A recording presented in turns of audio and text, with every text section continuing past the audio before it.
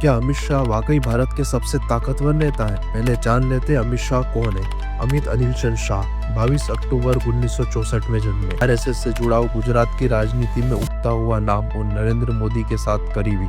गुजरात में कई विभागों का अनुभव और राजनीति की बारीकियों में गहरी समझ। 2014 में उन्हें भाजपा का राष्ट्रीय अध्यक्ष बनाया गया और पार्टी की चुनावी मशीनरी उनका खास काम बनी। 2019 के बाद वे केंद्रीय मंत्री बने, यानी पार्टी के रणनीतिकार से देश के आंतरिक सुरक्षा के मुखिया बने। ये बदल चुका पद और जिम्मेदारी अमित शाह का रोल सिर्फ पार्टी तक सीमित नहीं रहा, उनकी छवि संगठनकर्ता, रणनीतिकार और कभी कभी विवादित फैसलों के जनक के रूप में भी बनी रही। तो छोटी सी बात, कौन सी वह बड़ी जीत है जिन्होंने उन्हें असरदार बनाया? क्या आर्टिकल 370 हटना अमित शाह की सबसे बड़ी जीत थी?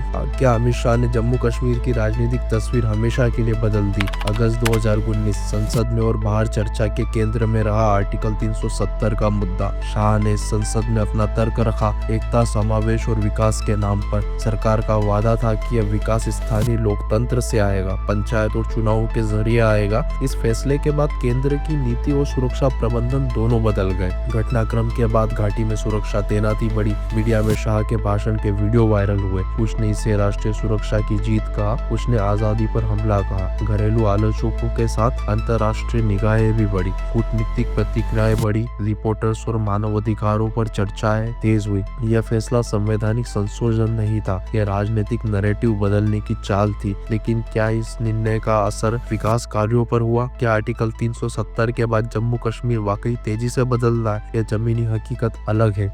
क्या अमित शाह की सुरक्षा रणनीति देश को सुरक्षित कर रही है या नए जोखिम पैदा कर रही है? शाह ने गृह मंत्रालय में कड़ी नीतियां अपनाई, नक्सलवाद, आतंक चुनौतियां और राज्य स्तर से जुड़ी शक्ति पर जोर। उन्होंने सार्वजनिक मंचों पर नक्सलवाद को खत्म करने की डेडलाइन तक दे दी, जो मीडिया में बड़ी खबर बनी। उनका फोकस तीनों हिस्सों में दिखता है: कड़ी कानूनी व्यवस्था, विकास प्रोग्राम और स्थानीय इंटेलिजेंस बढ़ाना। कुछ विशेषज्ञ कहते हैं केंद्र फोर्सेस का बढ़ना सुरक्षा देता है, कुछ कहते हैं फौजी शक्ति नागरिकता आजादी पर असर डालती है। ऑपरेशन मिनिस्ट्री और अन्य संस्थागत कदमों के जरिए शाह का उद्देश्य था केंद्र से संस्थागत समन्वय बढ़ाना। पर सवाल यही है, क्या ये नतीजे जमीन पर अच्छे दिखे? मीडिया एनालिसिस और क्षेत्रीय रिपोर्टर्स दोनों से मिलते जुलते संकेत मिले। कुछ जगह सुधार, कुछ जगह गहरी नाराजगी। आगाज शाह के व्यक्तिगत विवादों और पुराने केसों की बात करेंगे। क्या अमित शाह के ऊपर लगे पुराने आरोप उनकी साख को चोट पहुंचाते हैं? सबसे चर्चित मामला सोहराबुद्दीन इनकाउंटर केस। वर्ष 2000 में यह केस चला और 2014 में विशेष अदालत ने अमित शाह से डिस्चार्ज किया। वर्ष 2000 में यह केस चला और वर्ष 2014 में विशेष अदालत ने अमित शाह को आरोपों से डिस्चार्ज किया। कानून तय किया गया, पर मीडिया और विपक्ष ने इस मामले को बार बार उठाया। न्यायिक दस्तावेज और कोर्ट रिकॉर्ड ने केस के कई मोड़ दिखाए, इसलिए विषय कभी कभी शांत न होते हुए भी उजागर होता रहा। अंतर्राष्ट्रीय मानवाधिकार समूहों ने भी कुछ घटनाओं पर सवाल उठाए, जिससे शाह की छवि और वैश्विक स्तर पर उनकी चर्चा और बढ़ गई। राजनीतिक रूप में आरोप विपक्ष के प्रमुख हथियार रहे, खासकर चुनावी स्टेजों पर। यह टकराव बताते हैं कि शाह की कहानी केवल जीत नहीं, विवादों भी गहर रहे। हालांकि कोर्ट निर्णय और कानूनी निष्कर्षों ने कुछ आरोपों पर स्पष्टता दी, पर जन भावनाओं पर असर अलग रहता है।